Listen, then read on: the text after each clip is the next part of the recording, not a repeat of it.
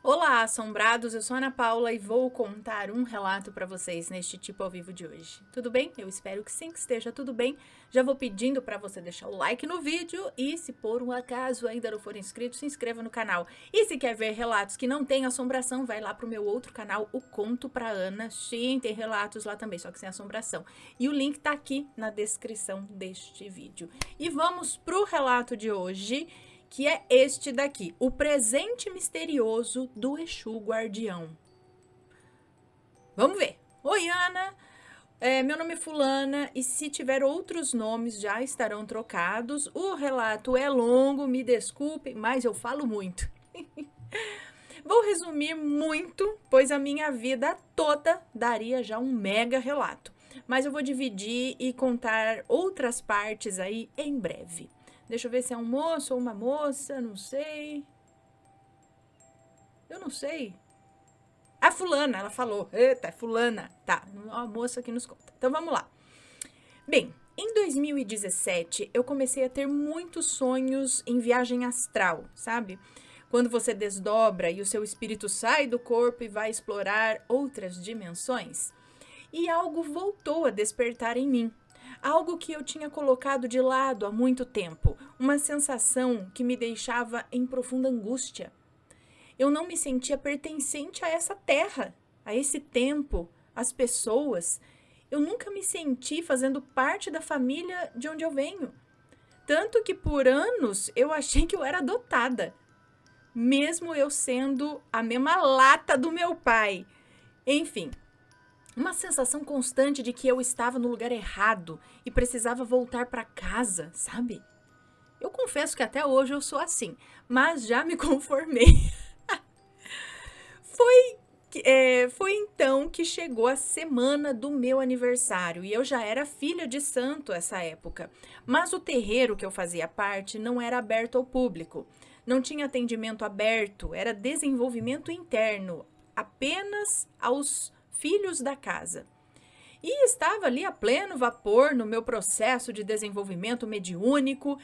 Então eu pedi para o meu namorado da época para que fôssemos acampar, pois eu estava sentindo que os meus guias estavam próximo e que eu queria estar na natureza para conseguir abrir melhor o contato, para receber as orientações. Fomos para uma cidade próxima, achamos um camping super gramado e enorme. Chegamos, montamos a barraca perto de um riozinho estreito que passava ali no fundo da área de camping. E tudo estava normal. Aproveitamos o dia, colocamos o vinho para gelar. Era a noite anterior ao meu aniversário, mas eu programei brindar depois da meia-noite, que estava tudo certo, já que não se deve nunca comemorar o aniversário antes da data. Peguem esse conselho, tô falando sério. Ai, moça, mesmo, eu já ouvi falar, mas assim, sei lá, né? Mas é mesmo? É. Então tá, fica a dica, pessoal, nunca comemorem o aniversário antes da data. Depois, ok, mas antes, não. Por quê? O que acontece? Por quê? Mas vamos lá, continuando. Enfim, tudo pronto, fogueira preparada para acender, marshmallows no palito, ai que delícia. Veio o pôr do sol e foi lindo. Senti uma presença muito forte, um pôr do sol que parecia mais intenso do que o normal. Eu até filmei e postei com uma música. Daí anoiteceu e começou uma ventania. Corremos para segurar a barraca com medo dela sair voando. E daí começou a cair uns pingos de chuva enormes, parecendo que estava vindo uma super chuva. Nesse momento eu olhei para cima e falei: meus amigos, perdão. Ai, tô afogando aqui. Falei assim: meus amigos, eu preparei tudo. Tô há muito tempo precisando desse momento de descanso. Eu queria muito, mas muito mesmo, que essa noite fosse especial.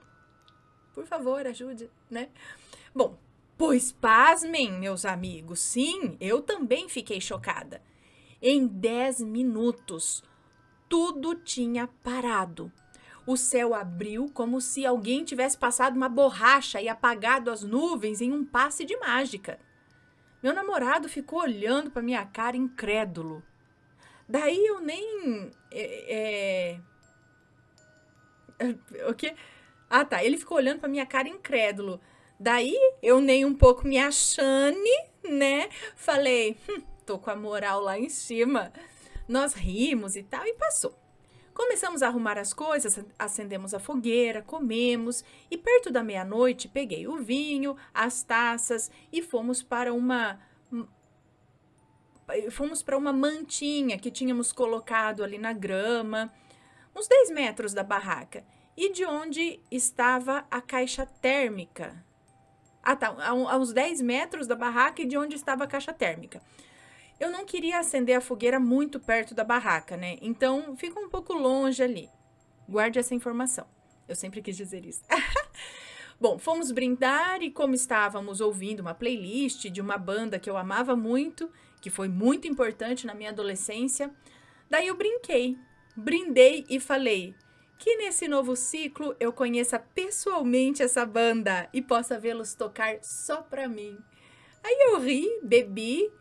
Daí meu namorado, que também era filho de santo e tinha uma mediunidade de incorporação incrível, virou para mim e falou: lembra que você vive falando que queria falar com a entidade tal?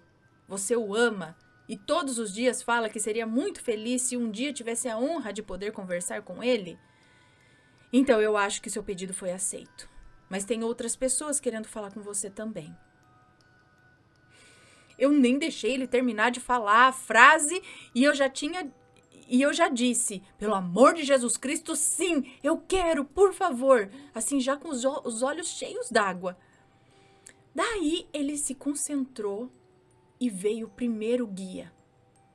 Dentre várias coisas que me falou, disse assim: nós também sentimos a sua falta. Você é muito importante na nossa família, mas você precisa vir. Você sabe, ficamos tristes quando a vemos sofrendo tanto, chorando tanto, querendo voltar. Sim, eu passei a vida toda chorando e pedindo para ir embora da terra. Olhava para o céu desde pequena e sentia um aperto no coração. E ele continuou. Mas nessa época eu estava... Ele continuou? Não. Então ela continuou falando, né? Acho que é isso. Ele disse assim, né? Ficamos tristes quando nós a vemos sofrendo tanto, chorando tanto, querendo voltar. Tá, mas nessa época, que eu acho que ela chorava quando era criança, aí com aperto no coração, adolescência, enfim. Nessa época eu estava tão desconectada e triste, mesmo tendo uma vida normal. Não, peraí, então não era na adolescência, era na época que ela tá contando o relato pra gente aqui. Eu tava tão triste, né? Mesmo tendo uma vida normal, eu tinha um parceiro, eu morava bem, o trabalho ia bem, tudo tava nos conformes. Mas eu sentia um desejo enorme e ficava fantasiando, pensando quão feliz eu seria, ou quão feliz seria o dia de ir embora daqui, deixar esse corpo de carne e seguir para minha casa, voltar para minha estrela de origem. Olha só. Resumindo, eu nunca me senti feliz com nada. Então, constantemente eu ficava depressiva. Mas eu seguia, mesmo assim, com uma sensação de é preciso continuar. Se eu for por conta própria, ou seja, né? Se eu me desvivesse, eu atrapalharia todo o meu processo de desenvolvimento. E aí era capaz de ter que reencarnar aqui mais várias vezes ainda por conta disso. E essa sensação me fazia acordar todos os dias e continuar colocando a máscara de sorriso e indo para a vida. Mas por dentro eles sabiam de tudo isso. Isso que eu disse agora, eu sentia, tá? Mas eu não ficava falando isso para ninguém. E eles falaram a respeito, para eu parar de querer voltar, que tinha motivos para eu estar aqui. Que o que estava doendo tanto era que eu lembrava demais para ter uma vida normal. Sabendo o quão diferente é o nosso mundo, como as relações são mais sadias, como a comunicação... Ah, tá, no mundo de lá, é isso? Eu sabia que era diferente, é isso? O mundo de lá, do mundo daqui. Que lá as relações são mais sadias, A comunicação, por ser telepática, é muito mais limpa e suave. Que, enfim, tudo era mais leve e suave, né? Como se lá eu fosse feliz. Aqui eu tô cumprindo pena. E era bem isso.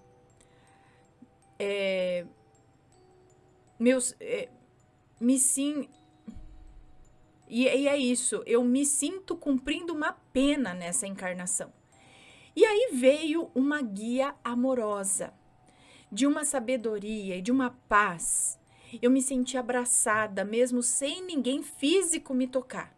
Olha, eu juro por Deus, eu me senti abraçada, acolhida, amada, como se um manto de paz tivesse me enrolado como um recém-nascido, naqueles charutinhos, sabe, de manta assim que a gente faz.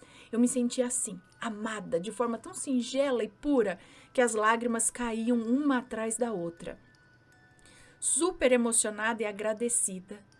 Um a um veio me dizer coisas lindas. E eu, pela primeira vez na vida, me senti amada nesse corpo, nessa terra, nessa encarnação. Foi lindo demais. E aí eles se despediram. Eu fiquei em silêncio, ainda sentindo meu coração tão quentinho e acolhido que eu não queria sair dali. Eu não queria me mexer. Daí o Marcelo, acho que o namorado dela, né, levantou, deu uma volta pela grama e voltou, olhou nos meus olhos e disse: ele chegou. Daí eu respirei fundo e gelei. Tipo, e agora? O que eu vou dizer? Eu só queria agradecer, né? Daí ele chegou e falou: fala, minha filha. Queria tanto falar comigo. Daí, gente, eu travei. Gente, eu não saía nada. Eu estudava, já tinha uns 5 anos. E mesmo querendo, eu jamais achei que ia acontecer. Que ele ia aparecer e me dar a palavra assim do nada. E depois de toda aquela emoção, enfim, mas como eu fiquei muda, né? Aí ele começou. E, gente, eu não estava esperando por isso, tá? Eu tomei a maior bronca da minha vida. Ele começou a listar todas as coisas as quais eu deveria estar agradecendo, pelas quais eu deveria estar agradecendo, sabe? De como eu, macaca véia de conhecer a espiritualidade, estava me permitindo ficar naquela situação, sem luz, sem vida, fazendo as coisas sem coração. Não estava fazendo o que eles queriam que eu fizesse. Com um monte de conhecimento na gaveta sem usar e piorando a minha situação, deixando a energia negativa estagnar em mim.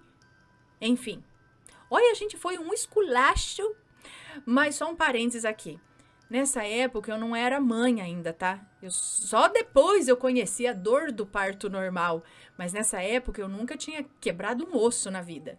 Eu nunca tinha perdido um familiar, eu nunca tinha me machucado sério, sabe?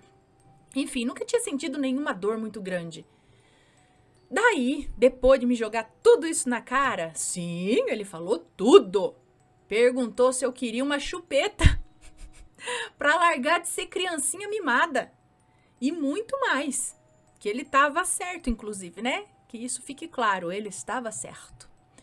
Bom, ele falou assim: minha filha, seu aniversário, vou te dar um presente. Você quer reduzir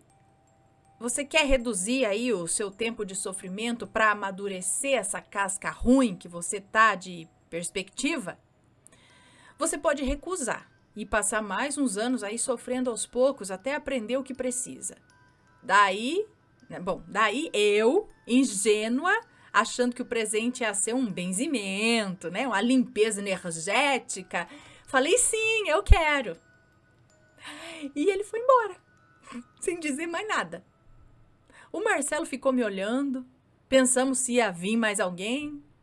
Ou, tá, cadê o presente? E nada.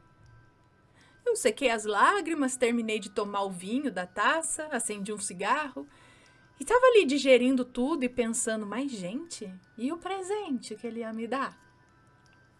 Foi aí que eu levantei para pegar outra garrafa de vinho na caixa térmica, lembra, né, que eu falei que estava um pouco longe? E como a lua estava clareando bem, eu não levantei com a lanterna. Eu fui no escuro mesmo. Abri a caixa, peguei o vinho, daí só foi o grito. Algo picou meu pé, mas a dor foi tão grande. Na mesma hora eu perdi as forças nas pernas, eu caí no chão. O Marcelo já estava vindo correndo com a lanterna na mão e eu chorando, na verdade gritando. Alguma coisa me picou! Alguma coisa me picou! Procura para saber o que foi, né? E ele olhava em volta com a lanterna, não tinha nada. O pessoal da recepção do camping, ouvindo os gritos, veio correndo e nos orientaram de como chegar até o hospital mais próximo. Ele me colocou no banco do passageiro e fomos correndo para o hospital. Chegando lá, eu não conseguia nem levantar, doía muito. E eu focada, sacudindo o corpo em reflexo de dor. O segurança pegou a cadeira de rodas, me colocaram ali, e nisso eu já tinha tomado uma garrafa de vinho, né? Eu tinha acabado de falar com um Exu de cemitério. E se o presente fosse eu morrer, né? Já que pediu tanto. Eu gritava, Marcelo, me dá meu celular, eu quero ligar para minha mãe, eu preciso me despedir. Me dá um último cigarro. Eu ficava gritando coisas desse tipo. Eu não sei se por conta do álcool, né? Porque eu não sou de beber. E aí, quando bebe um pouquinho, fia. Né? Ou porque eu tava muito impressionada também, né? Mas eu tinha certeza que eu ia morrer. E que a dor não passava. Na minha cabeça podia ter sido uma cobra. E logo o veneno ia percorrer meu corpo. O hospital estava lotado, mas devido à gravidade, logo uma médica me chamou ali para triagem. Ela analisou tudo e não tinha nada. Não tinha nenhuma marca. Só um único pontinho minúsculo que não era compatível com a picada de cobra, de aranha ou nenhum outro bicho que poderia causar tamanha dor. Ela saiu com outros médicos e depois voltaram e perguntaram onde nós estávamos. E o Marcelo foi respondendo tudo. Eu só gemia e chorava. Eles me botaram no soro com remédio para dor e me arrumaram uma maca. O soro o soro acabava e a dor não diminuía. E eu pedia mais remédio. Até que depois de um tempo, um médico diferente lá veio, examinou e falou que já tinha visto esses casos. Era uma picada de formiga chamada cana verde, que a picada equivale a um tiro de revólver, que essa formiga não é comum na região nem no Brasil. Mas como aquela área de camping recebe pessoas de todos os cantos, muitos viajantes vêm com barracas de outros locais, né?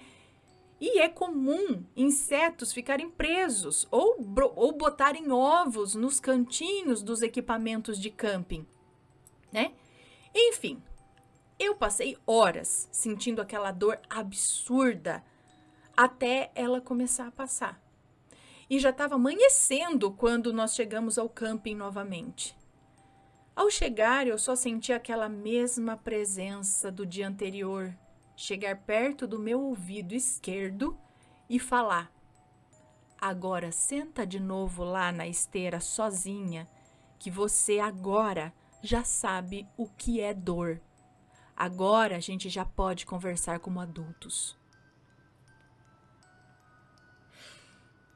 Eu só engoli seco, igual seu Madruga. Dei um sorriso sem graça e falei, tá bom, vamos, né?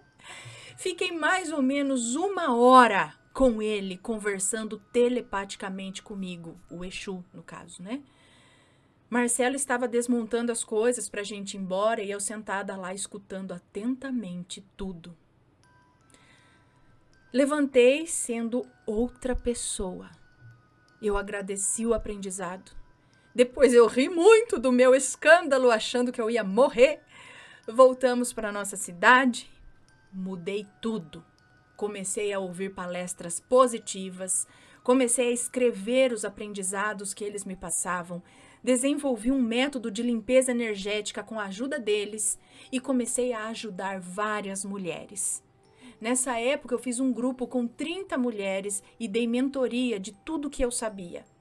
O objetivo do grupo era ajudar tentantes a engravidar de forma natural, aprendendo a conhecer o próprio corpo e fortalecer a energia. E em paralelo a isso, eu conheci um cantor que tinha fechado uma gravação de um clipe justamente no estúdio da banda que eu falei lá em cima. Que eu brindei brincando que eu queria conhecer pessoalmente, né? Então, eles mesmos, é isso? Então, eles...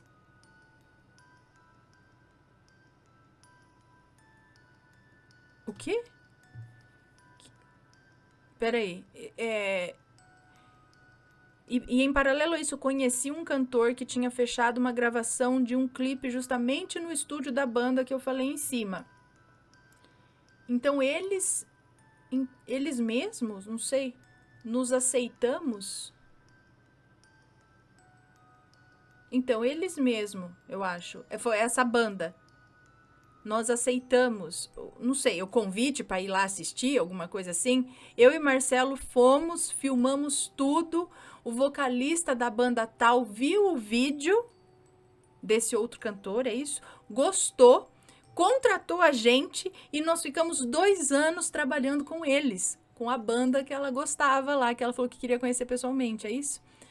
Acontece que depois das gravações no estúdio, às vezes nós íamos para a varanda e eles ficavam tocando com o violão as músicas que eu cresci ouvindo na rádio e pensando, o meu presente veio. Mas antes eu precisei mudar. Eu precisei sair da negatividade, parar de ser mimada espiritualmente, parar de querer que tudo caia do céu. Eu precisei me posicionar, passar adiante muitas coisas que eu precisava.